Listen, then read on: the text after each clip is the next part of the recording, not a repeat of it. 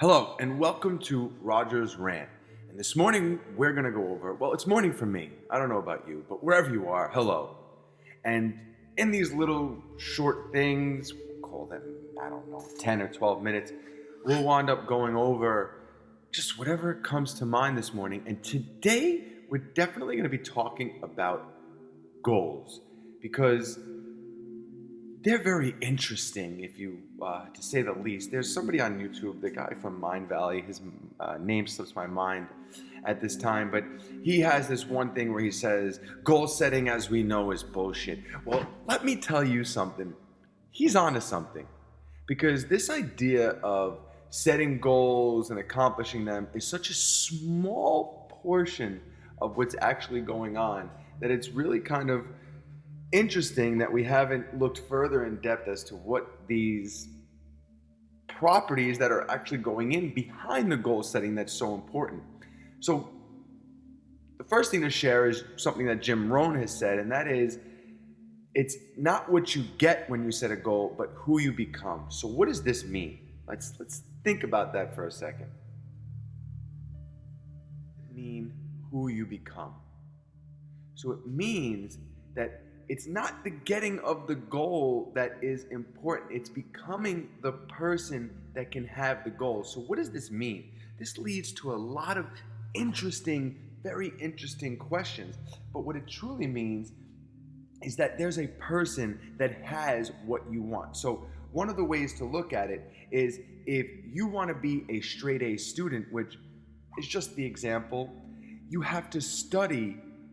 No, you don't. See, we go to say these things, and these are why these rants are so real, because you don't need to study, because there are people out there right now. I was actually friends with somebody that never studied a day in his life, but yet was a 93 student. Now imagine he studied, I'm sure he'd be 100 or higher, but a 93 student never studied a day in his life. So you don't need to. So this idea of what you need to do is you need to figure out exactly who it is that you want to become. See, that is the underlying question. Forget these goals, because why do most goals not become accomplished? Because you're asking yourself to become somebody you're not willing to become. So the idea is, what are these goals really? Are they really the goal that's helping it, or is there an underlying property that is getting you to your goal? So essentially, let's look at it as like a Jeopardy, and the goal is the answer. Now you have to figure out the question to get you to that answer. That's what this all comes down to. So when we start to think about goals is just like everything else in this life. It's a vibration. Your thoughts are vibrations. The stuff around you is vibration. Your computer is a vibration. Your phone is a vibration. Money is a vibration. Grass is a vibration.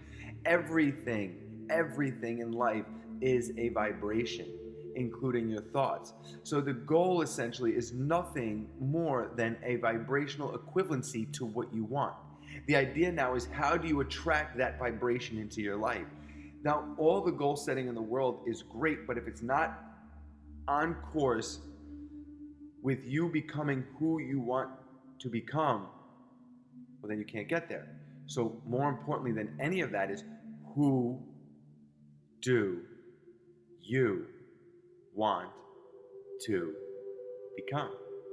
Because without the answer to that question, having anything is not going to be something that is possible. But if you want to have anything, you have to know what it is that you want. You have to know who you're trying to become, and then you have to move forward from that space.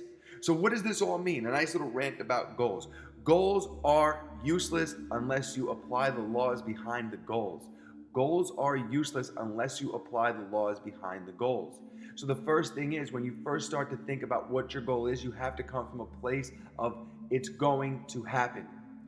We too often look at setting a goal from a place of where we are. You can't set the goal from where you are, because it's going to bring you more of what you don't want. You have to set the goal of who you're trying to become. It's an imaginal act. All you have to do is imagine what it would be like to be that person. If it's that hard, imagine an actor portraying your life, how would you want it portrayed? If that's too hard, just think about changing places, like in some crazy movie where you swap lives with somebody, and what would your life be like then? And have fun with it. At least be able to get yourself in a state or a place where those goals that you're trying to achieve would make sense. The only reason your goals are not happening yet is because you're trying to achieve them from a place that you're currently at, and you can never have anything greater than where you currently are. So get greater than you currently are. The only place to get greater than you currently are is your imagination. Right now, in your imagination, you could travel anywhere in the world. You can go surfing. You can go to the moon. You could walk on Mars. You could do anything in your imagination. In your imagination, you could put on some crazy suit that allows you to walk on the sun. You could be a rock star. You could be anything you want. You could be a rock if you wanted to, which I don't recommend, but you could do it. Your imagination holds no bounds. And your imagination is thought process, which is vibration, which is being released out of your head into this world, which is communicating with the vibrations all around you at all times. So think about what you want to be from a place of where you want to be, and feel as if you've already achieved it. And that's the biggest thing. Well, how do I feel if I've never had it? Just feel good. That's the answer. That's just the key, is just to feel good. Because if you start to try and say that something is not good, you're creating two powers. You're saying there is one power that controls good, and then you're saying there's one power that controls bad. The only issue with this kind of comparisons when you do these things is you're creating two gods. You're creating the God of the good and the God of the bad, which we can call the devil if it is appeasing or not. Or we could just call it a good energy and a bad energy. But regardless of how we slice it, there's no two, there's just one. The second you say that something happened bad, that's basically, why would a question of God doing this to you, or maybe God's not with, that's all impossible, because there's no splitting it. So our goals are nothing more than laws, or nothing more than following a law, and which is why some people achieve them and some people don't.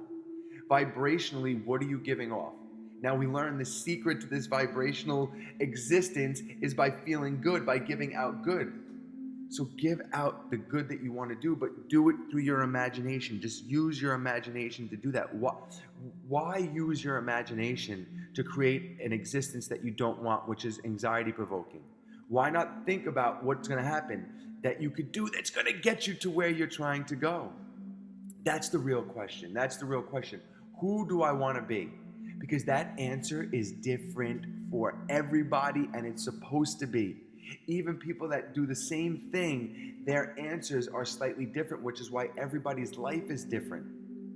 So what is your decision? Who do you want to be? Who do you want to be? How would that person feel? What imaginal acts can you create to do that, to get you there? Another great way, if you're having trouble with your imagination, just write a story and make the character your name. That's it, just have fun with it. Write a story and have the character be your name, and then read through the story and have this character live a life that you would deem extravagant. Because you deserve an extravagant life. So why not design it? Why not actually realize that it's not the goal that's making your dreams come true, or making your desire a reality, or bringing things into your life? It's never the goal. It's the laws behind the goal, which is why when you don't have a goal for something, it still can happen in your life. The Bible said it best, that which we fear most comes to pass. The reason why it's saying that is it's a warning that if you focus on what you're fearful of, it's going to pass. So remember, whatever has a front has a back. So if whatever we fear will come to pass, that would mean that whatever we have faith in comes to pass. But it's a little harder to have faith. It's easier to be fearful, to be prepared. But no matter how prepared you are you really ever prepared? Were you prepared for a pandemic? Or did it happen and you responded to it? Because some people can look at this pandemic as being terrible, but I know that if you own a supermarket or a butcher shop, or you sell PPE equipment or things of that nature, this wasn't so bad for you. And if nobody died in your family and nobody got sick in your family, it was probably great for you. But let's look at the opposite end. If somebody died in your family, if this destroyed your business, it may have been terrible for you. And anywhere in between. So what happens is irrelevant. The relevancy is how we now respond to what's going to happen, because we weren't prepared. Nobody was prepared, but things worked out good for some people, bad for some people, and kind of stayed the same for some people. So why not just always be prepared in your mind for the best possible situation? And then if something doesn't happen right, say, hey, now that this happened that's not right, what would be the best possible situation moving forward? Now, should there be an essence of preparedness based off of past experience? Absolutely. Should there be an essence of preparedness based off of other people's past experiences that you learned about? Absolutely. But what's that doing? By reading about other people and thinking about what you've done or what you can now do better, is creating a future of what you want instead of what you don't want. Everything in life that happens is good. So that means that everything in life that happens is good. In the Bible, on the seventh day when God decided to rest, in the divine eye, all that was created was good. Man was good. The land was good. So if all was good in the divine eye, in God's eye, in the source's eye, in the universal eye, if all was good, how could anything ever be other than good?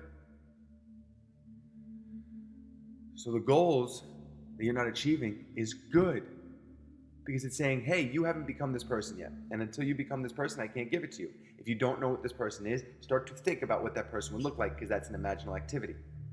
Your imaginal activities will help inspire you and bring you to a place that you need to go. But if you think about your goals of, they're never going to work out, why do things never work out for me? Those ideas and those essences, if you're one of those, and you may not be, but if you're one of those, then it's not going to work out. If you say, well, I don't even think about my goals, what goes on? Well, it needs a focus factor. So just focus. That's it. Just focus on what you want. And that's the essence of how you create a goal. The secret to a goal is becoming a vibrational match for the goal. If you are not a vibrational match for your goal, you will not achieve your goal. That's it. Case in point. And anybody that wants to debate this, I would happily open the lines of communication, either through comments or through live or through something, to debate this very fact. But goal setting will get you nowhere in life, in anything that you do, unless you follow principles. So let's just take one quick thing out of the sports world, because it's so prominent and I don't understand why it's not more prominent in other areas. That by combining a goal, what you want, so a goal becomes a focus point. That's it. There's nothing more to a science of a goal than a goal is a focus point.